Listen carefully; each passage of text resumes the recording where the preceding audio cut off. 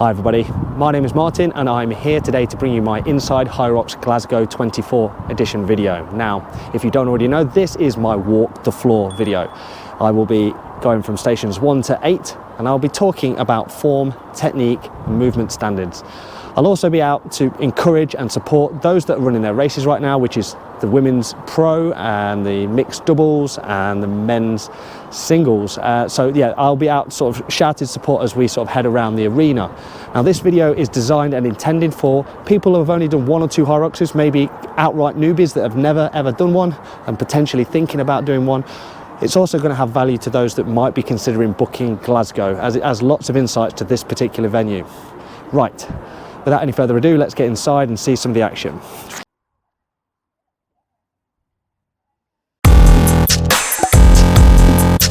So this is how they cross the running track.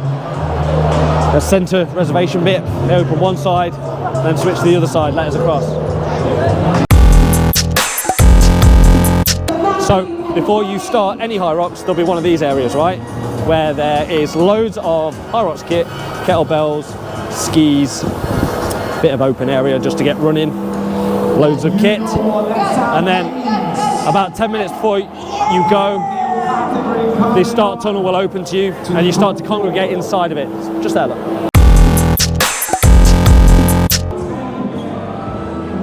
Everybody starts to gather inside the start tunnel about 5 minutes before their wave time. There'll be a big clock on a TV counting down, and in 3, 2, 1, your HYROX has started.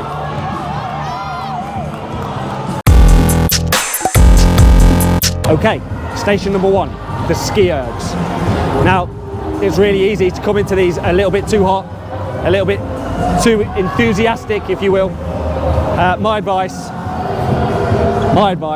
is to come in here and stick to your game plan. Find a pace in the gym that you know you can sustain with a smile on your face. And then you can come out of it running, set up for the sleds, which is next. And you are going to want every bit of gas in the tank for that. So if you're ever going to sort of pace yourself or take it easy, it's in this exercise into this run, knowing that sleds number 2 is next.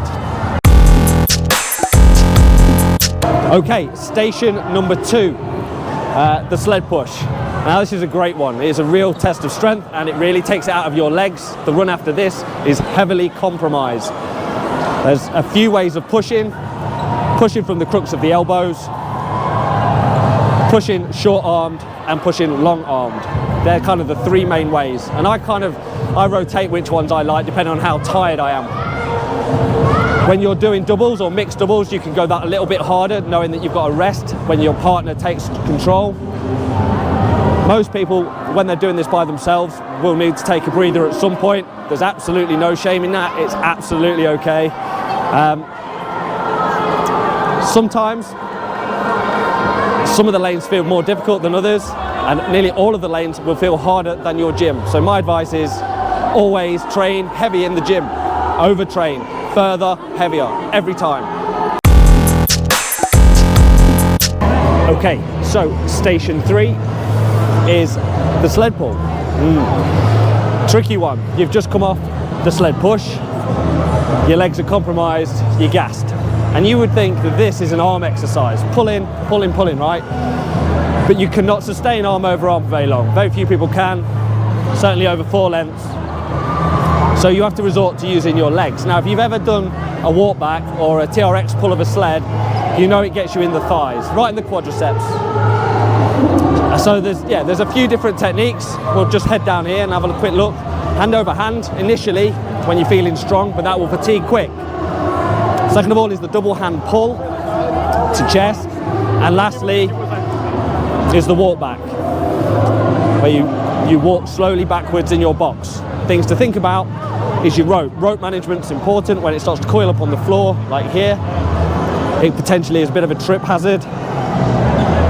So this guy's on the sort of double-handed pull already, but the walk back is probably what everyone will resort to by the end. It's just inevitable. So if you don't do rope management, you might fall over. So it's 4 lengths, 12.5 meter lengths. There's 4 of those and you exit from the other side. And it's surprisingly devastating. This particular exercise is really challenging, really tough.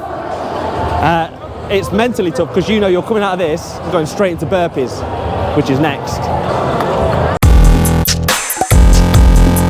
Okay, station 4, the burpees. Now, it's not everyone's favourite. In fact, it's my least favourite. It's horrible. It's disgusting. Let's talk about it real quick though. So, chest to ground, feet back, double-footed jump, and repeat for 80 meters.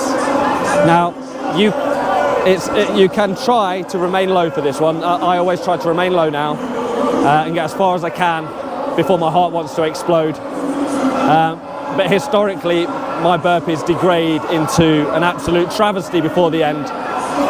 It feels like an enormously long way. Like literally you could land a light airplane in this distance.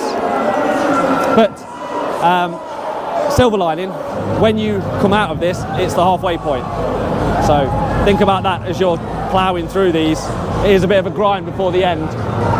So technique wise, getting the chest to the ground, and you can either step up or double foot jump up. Now apparently, if you step up, it's more energy preserving.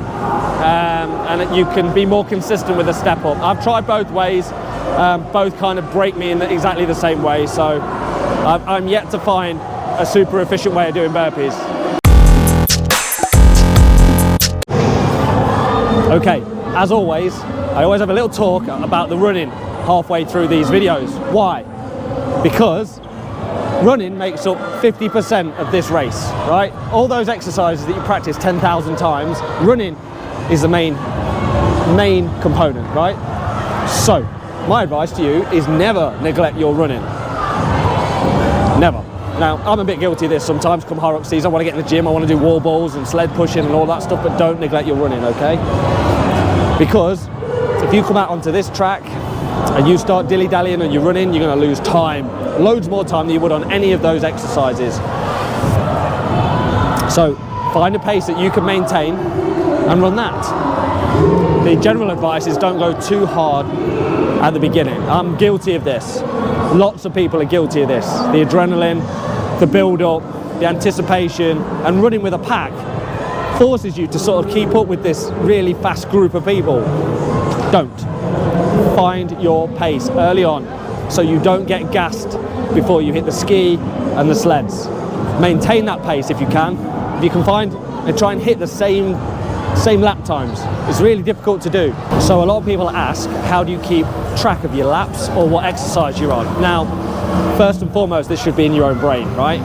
You should know what exercise you're on, you should be counting your laps. But should you forget or get confused, there is a big screen in the corner of every running track at every HYROX. And as you pass over a mat just before here, it comes up with your name, tells you what run you're on, as well as what exercise to go in. Simple, but don't rely on it, because I have seen that screen fail and I've seen people frantically refreshing something that isn't working. So keep it in your own head, don't get confused, okay? It's really important. Use the map to figure out the exercise order and just simply count to 8, guys. Just count to 8. At every HYROX there is a running track around the outside, everyone knows that. But the in and out arch are in different places and they look like this. So this is the in arch, it's yellow with black writing, and down there the out arch is black with yellow writing. You must go in the correct arch and out the correct arch, else you will incur a penalty. It's automatic, the mats will detect it. Even if you do a U-turn and come straight back out again, it will know. Similarly, don't go into the wrong exercise station. Similarly, don't miss an exercise station. But should you miss an exercise station, the penalty for going back is less than missing it entirely. So don't think it's all over. I think you'll just incur a 3-minute penalty. So okay, station 5, the row. Now some people go into this thinking it's a rest station, but it's really not. And it's a bit of a tightrope walk between going too hard and not going hard enough. So again, pace is important, really important. Know what you are capable of, know what you can sustain without being too broken. Again, a little bit like the ski, I aim for about 150, but I try not to deviate too much. If you go too fast, the run after this is absolutely awful, absolutely dreadful. Just bear that in mind. Obviously, if you're in doubles or mixed doubles, you can go a little bit harder, and how you divide that is completely up to you. Station 6, the farmer's carry. So on farmers, when you enter through the arch, you'll have all your kettlebells are all lined up here, and they're all lined up in order. So the first set, the 16 kilos, is for the women, and they're white. 24 kilos, the grey, light grey, for the men's and women's pro, and the dark ones on the end of the 32 for the men's pro. And you pick them up, chalk your hands, pick them up through the arch and go as fast as you can. Now, this one is probably one of my favourites because it is just a pick something up and move it to somewhere else type of exercise. So all we've got is 200 metres of running track, and all you got to do is pick up your kettlebells and go as fast as you can. Now, you would think that you could just run all the way through and smash it, but it doesn't always pan out like that. I generally find the first 2 or 3 runs are running, and it gets slower and slower and slower and slower until you end up in a bit of a walk in this last run. Okay, station number 7, lunges. So when you approach the lunges, there's 3 piles of sandbags, 10s, 20s and 30s, women's, men's and women's pro and men's pro respectively. So pick up the right one, there will be a referee to tell you which one, but you should generally know, and then you start. When you start your lunges, your feet must be behind this line and you lunge over this line. Simple really. Now, this one's a bit mean, and I say that because it's heavily legs right before wall balls, which is station 8. So this kind of pre-fatigues you ahead of the finale, if you will. But it is the penultimate exercise, so have that in your mind that there's only one thing left after this, and it's the last run right after you come out of here. Let's talk about the technique. Right, there's 2 techniques as I see it. Walking straight through, like this fella, but that takes more energy and it's not sustainable for the whole thing in my opinion. It's more doable in the doubles, and the super strong guys can do it, but I can't. So after I get tired, I change to the 2-step, which is exactly like that. So you bring your feet together at the top of every rep, it stabilises you, but it is overall slower. So swings and roundabouts on this one. A couple of things to think about. You must not put the bag down, not even at the end where the white line is, where you do a U-turn to come back on yourself. You can't put it down anywhere. Even if you drop it by accident, you've got to go back for a penalty, so just bear that in mind. Other things to think about, we've got to have knees on the ground. Perfect. Knees on the ground, every single rep. And the judges will find you and make you do penalties if your knees don't touch the ground. So, knees to ground, don't drop the bag. What could be simpler? It's just all this way. It's a long way. So when you come to a HYROX event, whether you are a competitor that's been or is about to go, or if you're a spectator for somebody else, it's important to cheer everybody else on. All right, there's loads of times that you can get really doubtful and a bit worried and that you won't complete it. A little bit of support goes a long way. So give everyone a cheer from time to time. Come on, Atty! Come on, Dane! Nearly there, one thing left. So, station 8, wall balls. There they are. What do we talk about at wall balls? Depth. First thing, below parallel. You must break parallel. 2, hit your respective target. Low one for the girls, top one for the boys. You have to hit the centre of the target. You can't hit that yellow line around the edge. This is the last exercise. 100 reps of this, and you're up the finish. Right then, the last bit, the finish line, right? Right after those 100 wall balls, you go up here. It is absolutely amazing feeling to cross that finish line. Always make it count. There's a photographer right there. So that is my walk the floor video from Glasgow. A few other things to touch on that weren't touched on while I was there. The running track shape.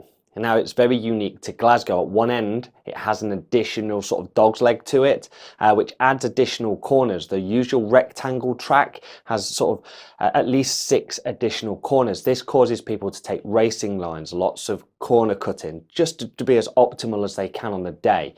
The idea of a slow lane and a fast lane with all these bends just doesn't really work that well.